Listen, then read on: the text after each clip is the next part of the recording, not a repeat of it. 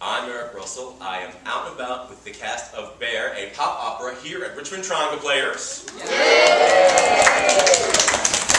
I'm going to sum this up in one word. Wow. Wow. I mean, made me cry. No spoilers, but bring handkerchiefs with you. I want to start with who you are, who you play in the show. I want to start right here, work our way across. So who are you, and who do you play? My name is Annie Hulcher, and I play Diane. Mahlon, Raoufi, Zach. Austin Tate, I play Matt. I'm Lucian Restivo, and I play Lucas. Lucas. I'm Ian Page, I play Peter. Kim Fox, musical director. I'm Hannah Zold, and I play Claire. I'm Sam Jones, and I play Jason. I'm Kelsey Cordrey, and I play Nadia. I'm Morgan Meadows, and I play Ivy. I'm Chloe Williams, and I play Sister Chantel. I'm Annella Kaine, and I play Rory. Greg Smith, I play the priest. Sasha Wakefield, and I play Kira. I'm Joe Winters, and I play Alan. I'm Tarnee Kendell Hudson, and I play Tanya. I'm Justin Amellio, and I'm the director and choreographer. Woo! Woo! Yeah! You all are amazing.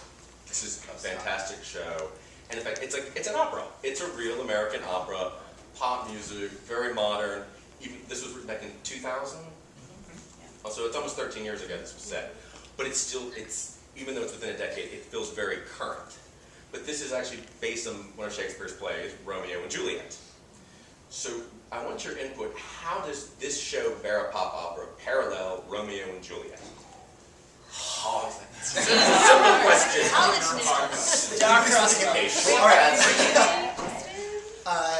Well, I guess I'll take it. So Romeo and Juliet was always sort of at its base about the love that dare not speak its name, basically, because these two families, societal pressures kept them apart. That's the parallel in Bear. Societal pressures and traditions are keeping our two star-crossed lovers away from each other. Which would be Peter and Jason. Yep. There we go. So Peter and Jason, how are you two star-crossed lovers? How do y'all meet? You want to take it? We live together, we live in the same dorm, and just through that and through just questioning our own and questioning our sexuality and who we are, we kind of find each other in this cloud of questioning, and so that brings us together. Because you're all kids boarding at a Catholic school. Yes. So you're pretty much like privileged kids. You're like the modern princes and princesses of the era. You know. Ooh, And your parents have shipped you off going, and somebody else is raising you. Just like Always. And you all have your own stories as well, because you are Jason's sister in the show. And my only question is, if they're both seniors, are they twins? Yes. Okay, good. Got that right. I made a note going, I learned something. I wasn't sure. You know, was she from another marriage? But, it's a modern family, Same mother, different stepdads, I don't know.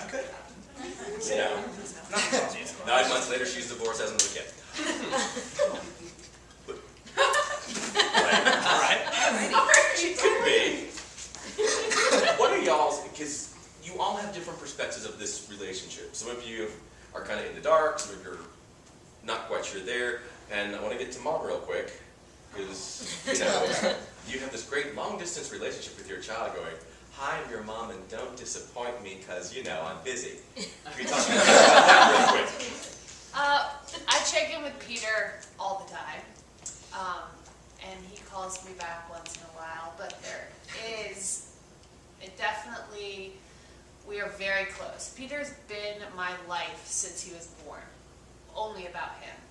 And as my marriage starts to crumble, and I see things not working out the way they should be working out in my mind of what my life is going to be like, I try to hold it together, but I always want the best for Peter, no matter what. So it's the process that she kind of has to go through. Does she really hear him though sometimes? Because we're listening to conversations, it's almost like it's a one-sided, mother's busy, she's not really She's listening, she wants to, she hears what she wants to hear, and so she has to hear what she has to hear. And then, she's there for Peter though. So there's almost a little bit dynamic between your two characters as the roommates as well, because you really don't like her. No. You really don't like her. But on the other hand, you're this very vulnerable character because you have some amazing songs. I love the one. Hang on, I made a note. Plain Jane Badass. The song title alone, going, I want to hear this song. It just sounds good. And you deliver this hurt. You know, you want to be this pretty girl. You want people to notice you for being you, and you take it on her. Exactly. Well, I think the backstory that we established is that we were really good friends in middle school. Okay. And you know how there a lot of times you have like that one person in your life who you're really good friends with, and then you hit high school and it's all different. And you're in a different crowd and you suddenly hate each other. I feel like that's what we kind of established for ourselves. And I also established that maybe between 8th grade and 9th grade is when I put on like the weight, and maybe that is another thing that pushed us away from each other and something that made me hate her more. And he has had this long-term crush on her, and I have a huge crush on him, and it's just another reason. It's almost like you're invisible. Yeah. I'm Jason's sister, he's the popular kid, and you just happen to be Jason's sister. What I like is, one, you're all seniors in this production. And it's kind of like, that's that portal into adulthood. If you take some Shakespeare and stuff, we talk about Mab and all that, that Wonderland has ended, the fairy tale's over, and the illusion of youth kind of hits you up in the head going, oh, things don't always last forever. You know, we've lost this fairy tale life we've had. Your reactions.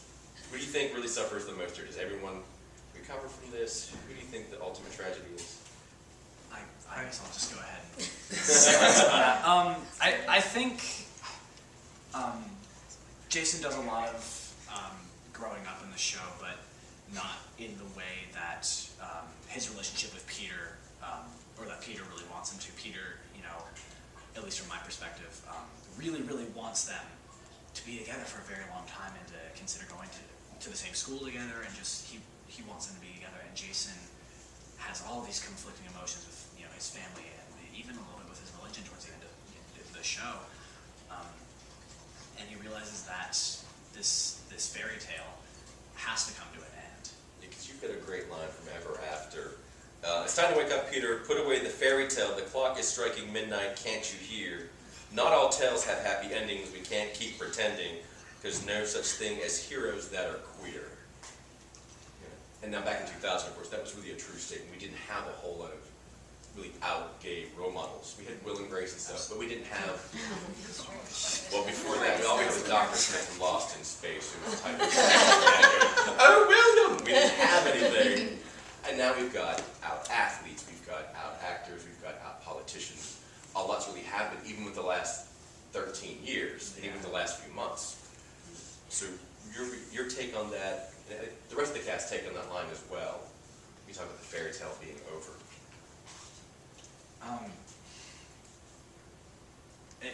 It goes entirely back to what I said before, that he's growing up and he has all these beliefs of what society has for him, you know, and he has a lot of pressure on him. He's valedictorian, he's the popular kid in school, and he does not want people in a Catholic boarding school knowing that he is having a gay relationship with somebody. So because he could lose everything. And I don't want to spoil anything. No spoilers. Hang on. But, Let's see it. But he would lose everything because of that. Another song I pulled a quote from was One. At first I had a hero, I guess he couldn't stay, for took upon his trembling hand and led him far away.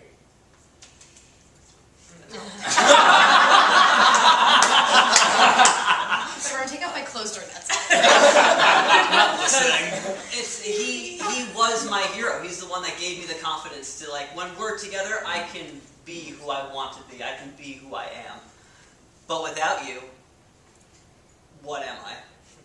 And that's kind of the deepest thing for him. Like, I don't know how to do anything without someone to support me, without somebody to be there with me.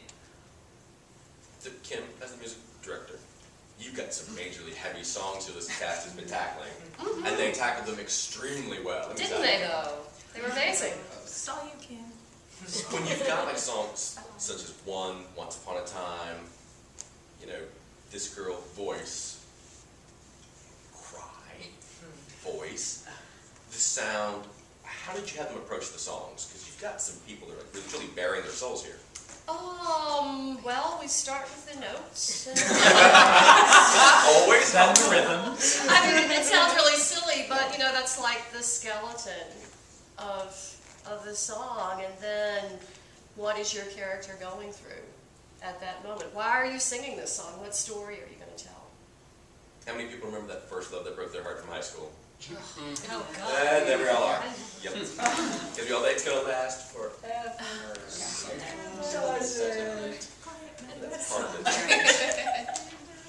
Some other great songs which I absolutely just, I had to make notes on. Because I thought they're fantastic. Rolling. I'm sorry, I just loved Rolling. And really for all the wrong reasons, I'm going to admit that right now. It was like sitting in a faculty meeting once, they were going through drugs, like, that's Special K, and that's ecstasy, and you're also like, why do I know this? Okay. That was, dude, fantastic. Thank you. Then we have a One Kiss, Plain Jane. Then 911 Emergency. Yes. Can I tell you just how much fun I enjoyed with that? You were just Diana Ross as. Sorry, that might be a spoiler. That's fine. You guys own that, sell that, and your little bit with. He hasn't paid me.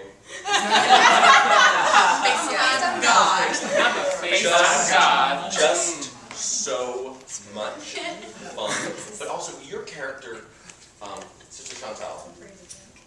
Really, she seems like she's almost worldly, and she's got this, her head on her shoulders, and she's got these kids figured out going, if you want this to be great, do it. Because that's your role. Talk us a little bit more of Sister Chantal. Well, Sister Chantel, she loves these kids. She's been with these kids for a very long time. She just wants them to sing on pitch.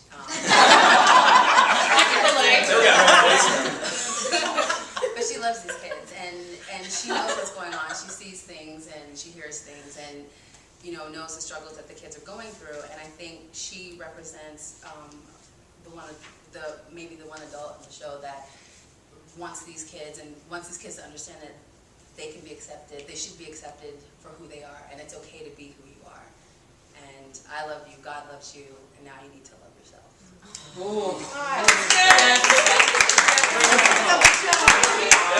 Craig the priest. Good save. Sorry. But you made, your character makes a statement, which I think resonates with a lot of people, when you go, don't question too much.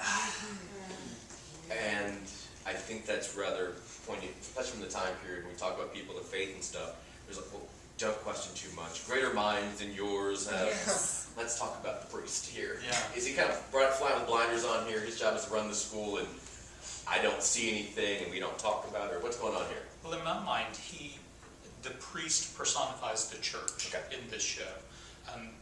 Because he is towing the church line, the Catholic Church line.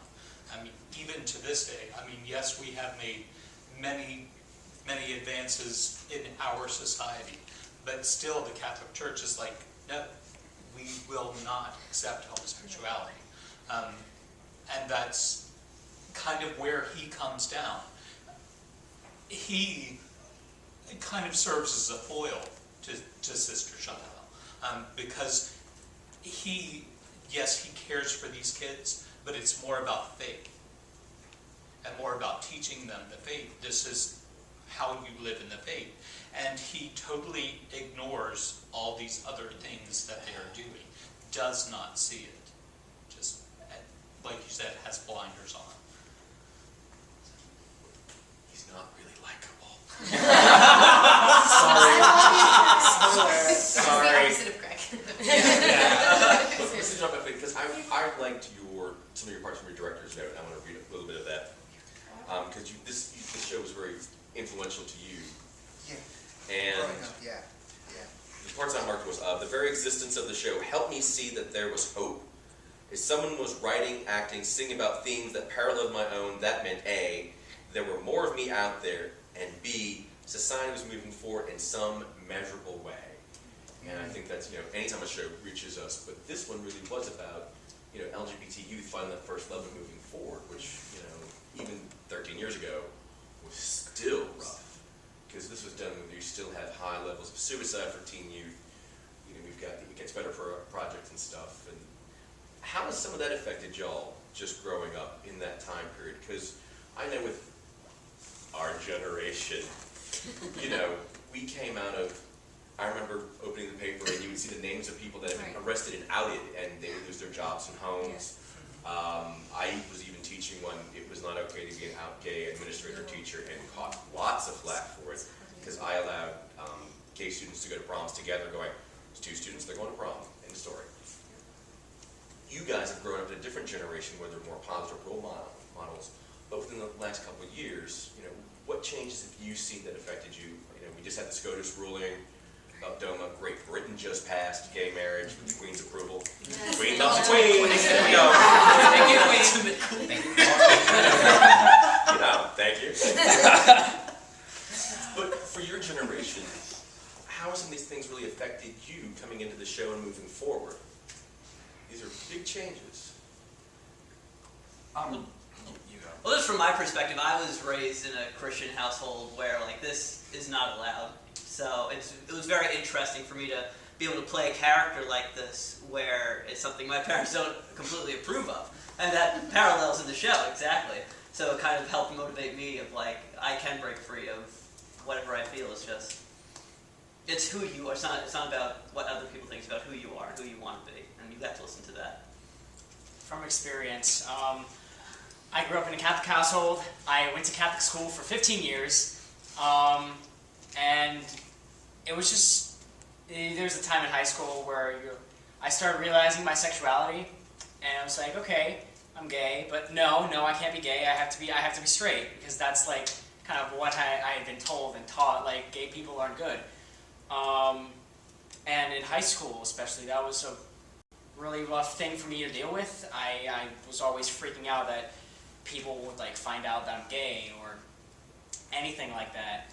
And then like slowly but surely I started coming out to a few friends and a few more friends, and it was okay. And by the time I reached my senior year, it was like we were all like getting ready to graduate, and like I got up the courage and I took a guy I was seeing to like this party that everyone was at, and they're like, "Oh, is that your boyfriend or whatever? That's really cool." I'm like, "Wait!"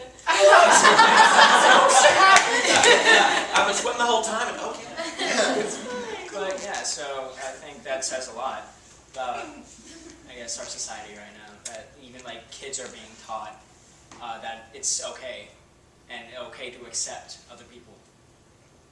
I'm a little bit the opposite of Ian and Joe. That I was born and raised Catholic, but my family actually left the Catholic Church because of things very similar to what was going on, where they weren't very accepting of gays at all, and a few other things that were happening around that time. My parents always said, you know, if to me and my siblings, you know, if that's who you are, then that's how it is. And we've always been very accepting. Our high school this year, my little sister's a senior; she just graduated. They had a boy nominated for prom queen, and he won. So, Yes. How has the show changed y'all? Because you can never do a show and not be changed by it. Wow. How have y'all been changed? Can I take this one? Yeah. Go for it. Like, it's my turn. I think we all know that ultimately our job as actors is to convey a story. And I think really delving into the stories of each of these characters, because even you can see in the ensemble, each character is so incredibly deep and has their own story, their own relationships, their own thing going on, every single character. And having to justify all these characters based on their choices, I know for me it's been a learning experience, because for my character it'd be so easy to label her A, when really she's B through Z. And I know we can say this about all these characters. We can't label all these people. They all want love. That's something they all have in common, regardless of gender or circumstances. All of them want to be loved, and that's something every person in the world can relate to. And ultimately, our job with this show is to convey that and show that and make people first understand that loving yourself has to come first so that reciprocating and feeling love can happen. If the cast has to pick one song that sums up this entire show, what would it be? There we go. Birthday Bitch. Birthday Bitch, Wonderland. No voice. No voice. It would have to have and maybe one could be like a close second. Yeah. If you looked at it the right way, yeah, maybe. But definitely no voice. What do you like about No Voice? What is it about that song that as a cast you really enjoy? It is so powerful. I will never, this will stick with me forever. The rehearsal that we blocked the number for the first time. And after we did it, like, we just stood there, like, we hadn't added things at the end. And Justin sat us down at the end and told us how important the show was and how much we can change people's lives, and if we can save one person from doing what Jason did in the show, we have made a difference. And we ran it again in the entire cast. Sorry, we can cut this out.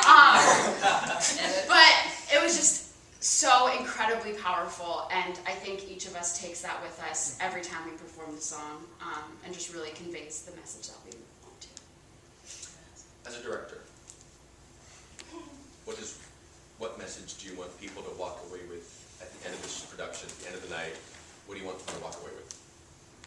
Love each other.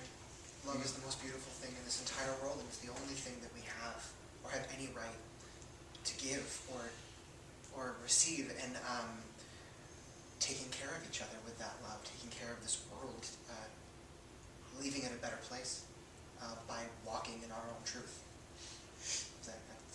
I like that answer. This is love. It's love that is not talked about. It's unrequited love, loves that aren't necessarily acknowledged by the people love.